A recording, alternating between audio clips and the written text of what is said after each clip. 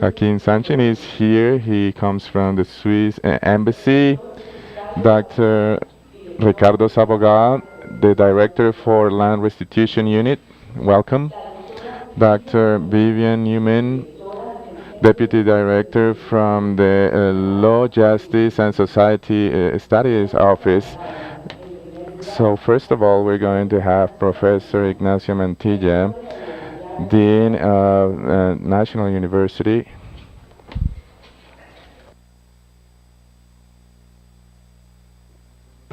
Very good morning, everyone.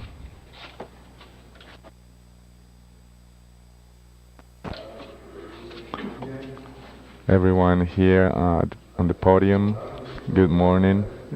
Everyone present in the audience, good morning.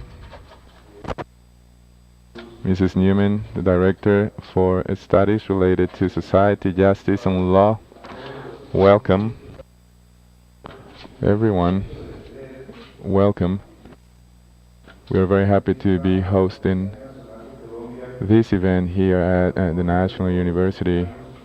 This is a university that belongs to all of us as Colombians. A very important venue to discuss also land restitution and our transitional justice juncture. On behalf of the National University, we'd like to welcome you all to this, your home. We'd like to welcome you also to this discussion related to very important issues touching upon land restitution and peace.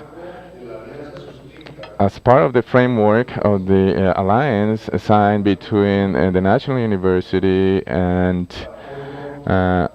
with the support of the Swiss embassy, it's been explicit also, it's been also talked about the support to land restitution and the do no harm action related to the operational mechanism, training spaces, and the sharing of experiences. This kind of work at a national level and in territories key as Urabá, Bolívar, Meta, and Cesar, it has enabled us to collect very important reflections, thoughts, which today, where we're facing the end of an armed conflict, an internal armed conflict in Colombia, we are willing to share all these new knowledge as part of this event. During the last few years, 5 years, we have had very important partners who have sponsored and fostered this process. For example, the Swiss Agency for the Development and Cooperation, COSUDE, the Center for Studies of Society and Justice, and also the opening of the Land Restitution Unit from the National Prosecutor's Office. So this is going to be a venue that we're going to use to share all our learnings related to the institutional strengthening that has been taking place. And on the other hand, this is going to be an event where we're going to facilitate social dialogue, and we're going to discuss social issues related to land and territory, which for many years have been part of the social and political conflict in which our country has been involved. So, unequal access to land is one of the factors that has contributed directly to social inequities, economic inequity, which is being faced by our country right now. Historically speaking, this has been affecting farmers, black population, and the indigenous population. This meeting is a very important venue that is going to enable us to share reflections, experiences related to the implementation of a policy oriented to the reparation of victims within the framework of transitional justice. We're also going to talk about necessary transformations in our political, economical, and social structures, looking to consolidating peaceful country, including equality and justice. This is one of the venues from which Our university is reiterating its interest and commitment to contributing to the transformation of our conflict and the consolidation of peace in our country. The same way we have been doing this from the think tank unit. We have been contributing ideas to the negotiation tables between the government and FARC at Havana. Our mission as a university, as an state university, our mission is to be a player that has a very important role in the change, political change of our country from an academic standpoint, from a training standpoint, from a learning standpoint. University wants to highlight the importance of proposing critical thoughts as a means to build fair societies and equal societies. These 2 days, we're going to be working as part of this international meeting. These 2 days are a very important opportunity for the university to become a venue where we discuss critically amongst different players who are very much concerned about the transformation of the lives of the victims, their rights, and the building of peace building. On this path, all of us as players in this context, we have to make sure that civil society participates in the transformation of our problems. The different looks from an international standpoint, all of them are going to be here. They are going to enable us to build a very more complex perspective of our conflict. This is going to be vital when we come up with a balance of our last few years of work. We have 5 more years to accomplish our goals. So the university wants to salute and wants to foster the local processes from different rural communities. They have been built along the different territories of our country. They are a very good source of ideas for all the Colombian society. They need to be fostered by the government and academia, and many of them have been invited to our panels here in this meeting. The university is always going to have its doors open to promote dialogue between the different sectors of our society. That's why we want all the participants here present to participate with different proposals and to contribute with ideas from the different perspectives for the peace building effort in our country. So thank you very much for your presence and your work. We would like to invite Martin Jaggi, a counselor from the Swiss Embassy and director for COSUDE here in Colombia, to share his words with us. Thank you very much, dear Dean Ignacio Mantilla, dear Director of Land Restitution Unit, Ricardo Sabogal, and the Deputy Director for the Justice, Law and Society Study Office, Ms. Brenman, all participants and panel members. Good morning. It pleases me to tell you that I'm very glad to participate in this opening of the international event on land restitution. Colombia is a country that has different realities. On one side, it's a country that has medium-high income and has a very high potential for sustainable development in the future. On the other hand, Colombia is also a country that for over 50 years has been facing an internal conflict with all its horrible humanitarian consequences. Over 100,000 people that have disappeared, displaced people, forced displacement of over 6.7 million people.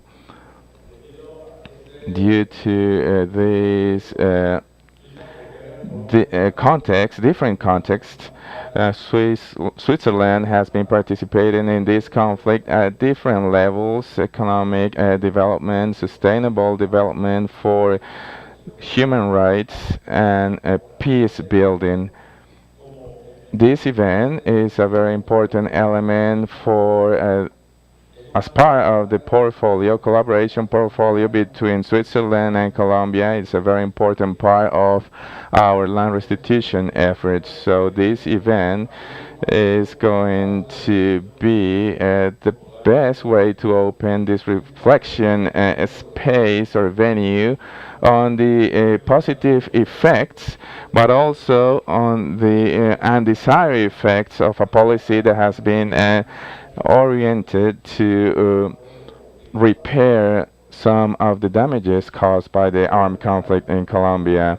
We'd like to highlight the commitment of the Colombian government supporting and implementing victims law within or in the middle of the conflict, as well as looking for negotiated ways out to this conflict, acknowledging all how important this is for the population in the country. So this event is very important as part of the efforts for peace building at a local and national level, taking into consideration all the international experiences from different countries. So transitional justice, their perspectives and the no damage actions, they show us that the path to peace building is a whole lot more complex than we originally thought. So the fact of getting a process that invests victim handling, this is the right way, I think, of handling how victims are treated as part of conflict resolution. The way in which all the judges are involved in this process, this has demonstrated that the implementation of land restitution processes is not easy at all. So trying to get land restitution that is a transforming process in itself, you don't only have to change the logic of ordinary law or to synchronize the restitution policies with other government policies. That's not enough. We also need to maintain our perseverance in the political system and the civilian society. They need to focus on the victims and land restitution. Switzerland is a firm believer that as long as reparation policies and land restitution policies work, they are going to be a very important part in restoring the rights of people that have been violated, and they turn people in factors of change for the country. That's why we want during these 2 days to reflect upon the achievements and the aspects that we can improve based on the policy in order to generate proposals that are going to benefit victims through land restitution as well as the Colombian society as a whole. So we are in a very important juncture in the Colombian justice system. Colombians today are hopeful of finally closing a very long cycle of armed conflict and move into the construction of an integral peace that guarantees the rights of all Colombians and that has as a condition for sustainable development uh, all of these aspects. As Switzerland, we want to reiterate our commitment on accompanying Colombia on this path towards durable peace. Thank you.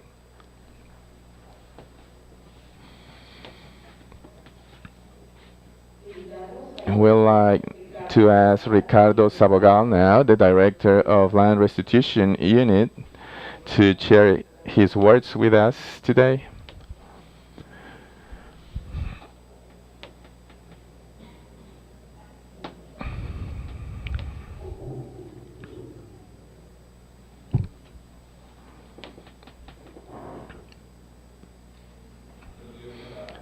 Very good morning, everyone. Ladies and gentlemen, I would like to say hello to the Dean of a National University, Mr. Mantilla.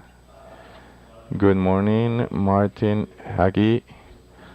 He is the responsible for the cooperation effort in our country from the Swiss government, Miriam Newman, representing the Justice Unit, and all participants here present, people from the university, my university. I feel very proud to have graduated from this institution. Director, I haven't been here for a long time, so I'm very happy to be back here again today. All people from different institutions, all the judges who are here with us this morning. First of all, I would like to salute, say hello, or acknowledge the big effort of the university to get involved in this process, land restitution process. It is very important, I think, for the debates that are taking place nowadays in our country to happen within the academia context. I think we are far away. We're far enough to see the forest. So that's why I'm saying hello to the director. I'm very happy to have the university get involved in the land restitution discussion, not only in the debate. The university for a long time has been participating in the implementation, as the director said a few minutes ago, a few years ago. Ever since the land restitution process started, the National University from the Justice Department and the Swiss government, we started supporting the implementation. We were part of the very small group that began this process, and we began the entire process with the government. We started setting the basis for this. It's very good, I think, for the National University to participate. Just to give you a little bit of context for the seminar that's going to take place during the next 2 days related to land restitution, I want to give you a little bit of light on that, what's been going on in the country. For many of you, this is something that you already know, but many of you have already forgotten or don't know about it. What I can tell you is that a very big part of the conflict in our country has taken place in places very far away from urban areas, and that's where we have this conflict related to territorial rights. Territorial rights, you just to become a proprietor or to use it as a war theater or to use it for your own gain. Now, this restitution process is trying to go deeper into those areas of the country that are far away, that are secluded, that have no presence of the government, where the government has been absent, and to take the government to these places is not easy. Taken into consideration, especially because the law and the constitution, the interaction with those is non-existent. Force has been there, so reason has been imposed through force, and to get these communities to live by law is not easy. To get these people to think about judges that are referees in conflicts is not easy. So that's why land restitution is debated very heavily in our country. If you look at the victims law in our country, we use a lot of time debating the victims law, because this chapter is not related to giving out money, to disbursing money. In this chapter, somebody loses and somebody wins. In this chapter, someone is going to be disrupted. Someone is going to have to give. And if someone has to give, obviously, that person or that sector is going to start to criticize. Personally speaking, it hurts me a lot that I have to go to many debates in many venues, most of them political. I have to go there to defend the fact that in this country, judges are referees in conflicts related to land, territorial rights. That shouldn't be debated, right? And I'm very much concerned, and I have to think about this a lot. Why in the past, when we had all this conflict and all these actions taking place, nobody was debating this? I am concerned because we are stigmatizing social or civilian institutions who are now trying to work on the rights of the victims, and now they are being shown as subversive forces, because back then these were the only institutions that had the guts to go into these areas.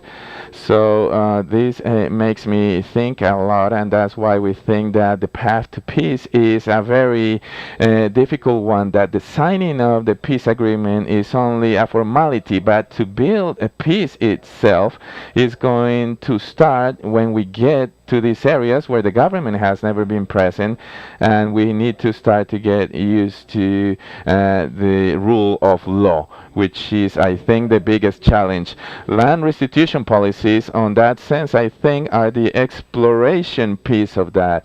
We are gathering evidence of what is going on in the different rural areas. We are gathering evidence related to the way people got hold of the land. You start gathering evidence of who became proprietors of the land, and in that sense you start ending some myths.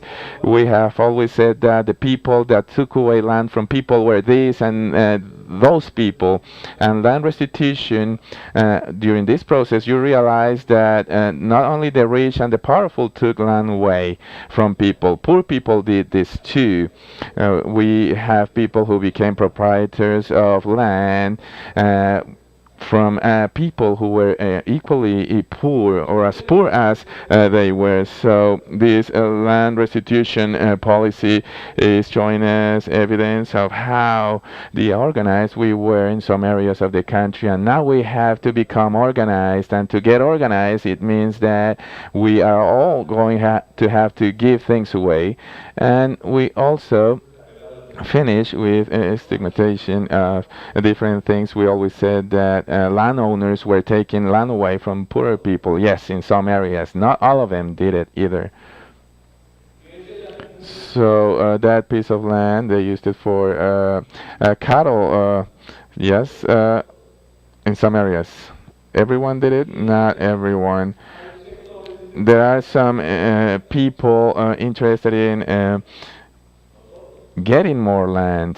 Yes, some people are, but not all of them. So you start to evidence all of this. You start to realize that not everything is true, and you find farmers, poor farmers, were fighting for a piece of land. So ending this illegal land owning, that's something that we have to do. Does this happen between rich landowners? Yes. Between poor landowners? Yes. We have to talk about that. Just to talk about some territories, the communities were removed entirely from some pieces of land, and it was done by poor people. And some people are now criticizing, and they're saying, land restitution, is it going to happen between poor people? No, it's between Colombians. Colombians that were never subjected to justice, that were the rights were violated, and now we have to solve this issue. We now have to look for some room that they can use, that these families can use. So that's why this process has been so arduous. And some people shield themselves behind poor people, and out of these 3,000 cases that we have solved, they talk about these 4 poor people that are fighting amongst themselves, and they ask, is this restitution? And we say yes. restitution for the poor, but they don't talk about the other restitution where we get paramilitary forces out of pieces of land, or where land goes from one big guerrilla member to one of his relatives. So I feel very much at ease because out of these over 3,000 cases, we only have problems with 20 or 30 of these cases. And out of these 20 or 30 cases come from the very first instances of the law when we were just beginning to create the instruments for this law. Are we going to overcome this situation? I'm sure we're going to do that. We're looking for a way to work out of it. Land restitution has also been used to finish with very big problems related to the sizing up of the problem. We debated very much about this within the academia context. What's the dimension of the problem? 10,000 hectares were stolen in the country. Some other people said 8 for 1,000 hectares. Some other people had a very big differentiation between taking away and abandonment of land. So 2,000 hectares were taken away, 4 were abandoned. So the law during its implementation phase has been clarifying all of this. We are now putting together figures. Now in the country we have over 90,000 Colombians that have visited our offices to say that someone took away a piece of land, or someone made sure that they had to abandon their land. All of them deserve a resolution to their problem. No, we are realizing that about 50% of these families have different problems, some different kind of problem. There are relative differences. The farmers themselves do not agree amongst some issues related to land, and some of them, or some of these cases, are being taken to our office. So what do we think as a unit? What we realize is that we don't have agricultural justice. We don't have a way to getting closer to the farmer and to resolve the issue. They want to resolve the issue for free because civil law is costly, and that's why a bigger part of the cost of this justice system the farmer is not able to pay for, and that's why some of these issues are not being resolved. So 50% of the cases are related to the government making it easier for the farmers to get to go to them and solve these issues. We have also realized something very interesting. A few days ago, we thought that it was a very good idea to go to our claimants database and cross-reference it with our civil justice databases. And we were very much afraid after this exercise because many of them had problems before our local or regular justice system. So we asked ourselves, what's going on here? We started to break this down, and we realized this, and this is very interesting. First, many investigations were related to falsification of documents before banking institutions, and that's when we realized that there are some people selling property in one corner. So we realized that we were looking at a lot of minor crimes that were being taken into the justice system. I don't know if you remember a few years ago when there were massive mass detentions in rural areas. A lot of people were involved there. A lot of people, I can tell you about this because I come from one of these areas. So many people had open processes that later on were close. So this was part of what we were dealing with too. So this showed us very good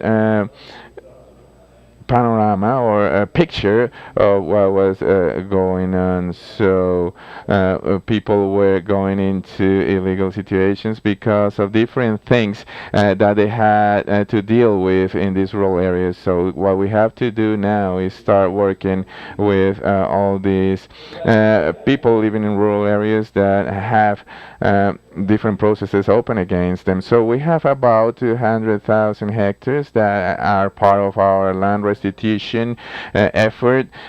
Some people could say this is a small number or a high number. If you look at our agrarian reform as part of Dr. Jerez's term as a president, I think he got to 1 million hectares that he bought. That's a different thing. Here we're talking about a different moment in history. We had less population back then. Today we're talking about 200,000 hectares as part of our land restitution process. So we have another law which is related to taking away property from that have been acquired illegally. We're talking about 200,000 hectares there too. And we're talking about 200 different properties, rural properties around the country. So the balance, when we look at this, we think is very positive. We're moving forward. We want to do this faster, but yes, we'd like to do that. We'd like to do this faster, but it's not been possible. When you go through a process like this, many times it's a good thing to go through it very quickly, but we have to be very careful because we're talking about society, we're talking about justice, and that takes time. And for the judges to make a ruling, it takes time for them to know who's right and who's wrong. It takes time. You cannot do it lightly, and that takes a process that you have to go through. And we want to be very responsible, and we want to, as people, to be patient because we want to use our justice system to solve the conflict. We don't want to generate a new conflict or new headaches. Those 200,000 hectares are closing 2,000 sentences. If you take a look about the last attempts in transitional justice in our country, they have had very different results compared to the ones of this law. 2,000 sentences are not existing in any Colombian law currently, and that is speaking so good about the judges and their performance and the work. What is generating unrest in those sentences is what is the result, what is exiting the reality, what happened, the truth. That is an unease. That's why the debate that has a chapter that is called context. They read bad the context. How can you say that that happened? That didn't happen. You need to explain this. But the legal right is built beginning the rights of one and the other, and that is what is outcoming. That truth is that generates unconformity. And it is also sending us the first exploratory of the second truth that maybe will come out of the process of negotiation with the guerrilla, but we have to assume the truth. A part of that restitution does is to unveil that hidden truth. Some of the zones of land restitutions are being intervened. They were unaware of what happened. Sometimes they order to the historical memorial center and says, go there and raise a monument for the same victims and restore the truth about what happened, because in this country we just knew about the certain places affected, but there were much more affectations that the media never knew. The place of an NGO tried to unveil that. Now in the restitutive process is being done, and that generates some unconformity from the responsible ones of these crimes. The challenge of the law. For us, a huge challenge is to do the second occupancy that we have been working with the action with no harm, where we are very grateful with the Swiss government and National University about all the task and jobs being done for this community. Sometimes we don't understand what is the meaning of a second occupant. A second occupant, second member is a peasant, a farmer that was moved by the guerrilla and now is installed or settled in a land that today is being claimed that it doesn't fit to the technical budgets of the law schools. That peasant knew, the guerrilla knew, the paramilitary knew, but many times he himself was moved by the same illegal group. But today for the country is a family with their kids that deserve to, that doesn't deserve to take out to the misery place. They deserve the attention of the state and require a space in that land in order to build a better tomorrow. Those are the second occupants. Currently we are attending them through a decree and a program that we have done, but I feel that that program, that issue, surely is going to deserve a construction of rules and result of the peace agreement done in Havana, because a lot of the peasant population is going to have that condition, and the Colombian society needs to make a part to solve the problem of those set aside people, abandoned people. That is a task that we have to do right away. The other big challenge is the law, to get used to the people who is not used to the justice, the law, to get used to that people. That is a educational labor in many places of the country. That's something that passed of the debate with the huge agglomerations of the region, to contextualize people about what we're going to talk about these 2 days. I debate with the miners. I told them, for you was easier to enter to zones before because you arrange with the armed sectors your entrance. So within your budget, you know how much money you have to give, how much is the earning of the mine, and with that you have your budget.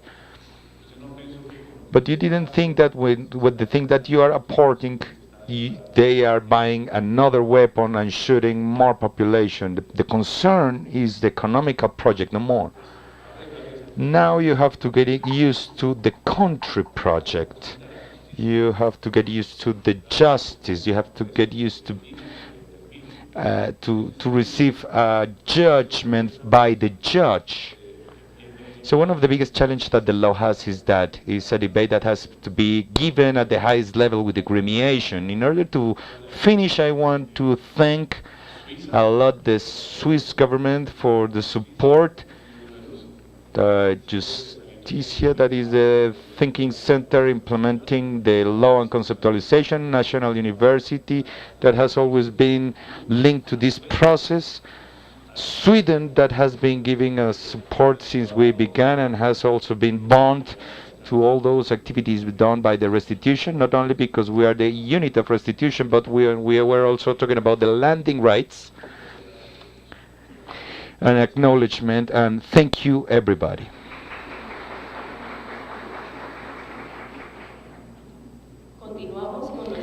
Let's continue with landing restitutions and territorial lands in transition context toward peace. Currently we are with the words of the directive table. In order to make the closure, we invite Dr. Vivian Newman, Subdirector of the Law, Justice and Society Center, to join some words with us.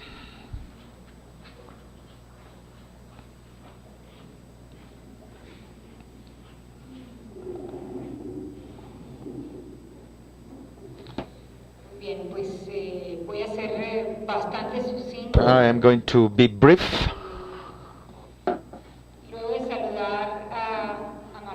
After greeting Martin Hager from the Swiss Corporation and Ricardo Sabogal from the Landing Restitution Unit, plus the audience that is present with public members, civil society and the stakeholders in this issue, I would like to make a brief reflection about 3 causes or 3 categories that seems to me very important for remarking this event that is gathering us today. They are related to the past, the present, and the future. The past, I'm not going to refer to the tens of dozens of years of this conflict that are in the root of the landing restitution. But in the latest year that we have been working, I see here many people from the team that are been working devotedly in order to remark, characterize, identify the obstacles and the challenges of returning the land to the right owners, the victims, and that nowadays in this event, in this two-day event that we are going to be working all together, they're going to apply that focus of action with do no harm, transitional justice, and that look or glimpse of joining the pragmatic experience with the theory and the academy that they have been studying during these years.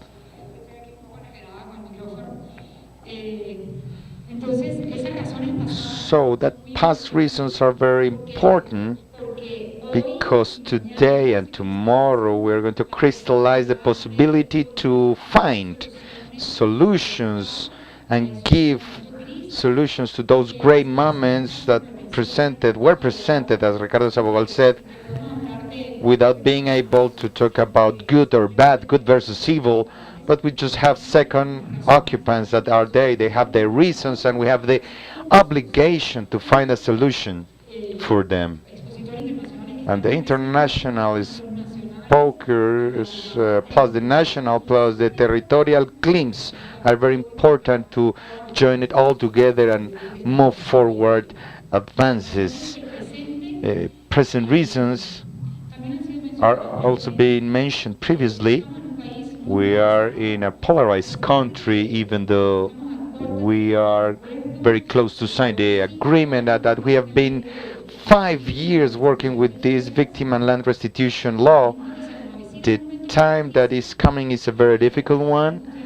And yesterday, some of you may see the news. The Office of the High Commissioner of Human Rights was saying how in different Colombian departments, Córdoba, Bolívar, Magdalena, there are people trying to take out credibility, not acknowledge the progress of the restitution land laws. They are taking advantage that there are some difficulties, challenges that are normal in this process, and precisely in events like these ones we're trying to solve them.